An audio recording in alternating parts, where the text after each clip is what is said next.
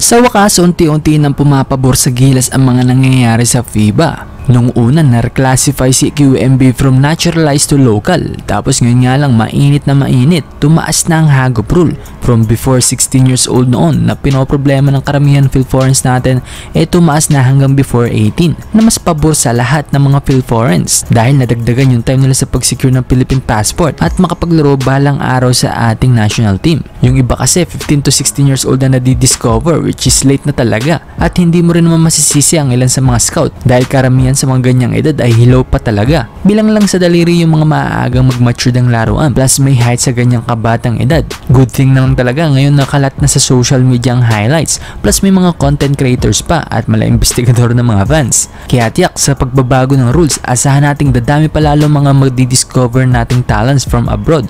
At the same time, magiging eligible para sa Gilas Pilipinas. Isa pa yung mga hindi umabot sa before 16 nito lang, kaya agad nating sinabihan na muling asikasuhin ng kanilang passport. Katulad na lang ni Harrison Jones, isang 6'7" wing na may mga offer mula sa Division 1. Nang mabalitaang may chance pa siyang maging local ay natuwa yung bata. 17 years old na si Harrison at next year pa mag-18, kaya sana ay umabot pa siya, diba?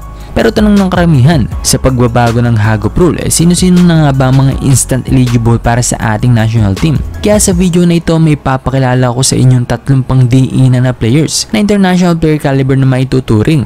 Unahin natin na malapit na, itong si Sean Alter ng UP Fighting Maroons.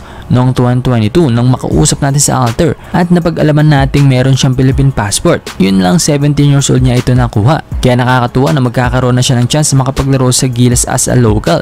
Hindi man ngayon dahil tad-tad tayo ng mga big man ngayon, pero at least sa mga susunod na taon, gaya ng Asian Games, SEA Games, at kung magkulang na naman sa big man, at least meron tayong another local na 6'9", di ba? Sa laro pati ni Alter, hustle player both offense and defense. May kabilisan kumilos at athletic na player pa. Lakas din sumalpak at sumupalpal ng tira. Magiging malaking tulong talaga itong si Alter para sa ating national team para sa susunod na taon. Sumunod ay itong si Shaden Smith. Marahil ilan lang sa inyo nakakakilala kay Smith. Siya mga brode ay isang Filipino-Dutch 6'7" forward na nakatira sa Canada. Sa ngayon naglalaro siya para sa University of Victoria sa Canada. Hindi ko lang sigurado kung bakit hindi ito sumubok sa US NCAA Division 1 since may offer naman siya nun. Ang alam ko minsan na rin itong nirecruit ng Lasal pero tinanggihan nga niya ito at naglaro na lamang sa Canada. Sa laro niya mga brody mukhang malaking na-improve niya ngayon. Noong kasi puro salpak at drive lang ang highlights niya pero mukhang tumibay na rin ang kanyang outside shooting. Kamakailan lang kumana ito ng 36 points with 5 3-pointer. Lakas din itong rebound. Kaya hindi na nakapagtataka na napansin siya ng national team ng Canada dahil nirepresenta niya mga brode ang Canada sa 3x3 ngayong taon lang. Pero huwag kayong mag-alala, Pan-American lang naman yan. Hindi siya sakop ng FIBA kaya hindi maapektuhan ng kanyang eligibility. At para naman sa usapang yan, ayon sa kanyang 17 years old siya nakakuha ng kanyang Philippine passport. Taong 2022 yung convo namin. Again yan ay ayon kay Smith at miski na rin kay Alter na nakuha nilang kanilang mga passport noong 17 years old sila. At ang panghuli, ito na marahil ang pinaka-big time na pangalan na makukuha natin sa pagluluwag ng Hagop rule. Ang 6'3" point guard ng Kentucky Wildcats na si Jalen Lowe.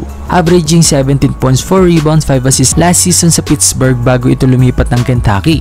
Masasabi nating big time player talaga itong si Jalen Lowe. Putok naman na talaga ang pangalan nito na may Philippine passport ito pero hindi ko akalain before 18 niya ito nakuha. Kinumpirma nga yan ang Film Nation Select sa atin. Isa sa mga may hawak ng mga Phil-American prospect. Ayos, diba? Panalo dito ang Gilas kung sakali. Isang lefty na crafty point guard na may ability umatake sa loob ng paint, mag-create ng sariling tira at maglaro ng pick and roll. 3-level scorer din ang player na to at playmaker pa.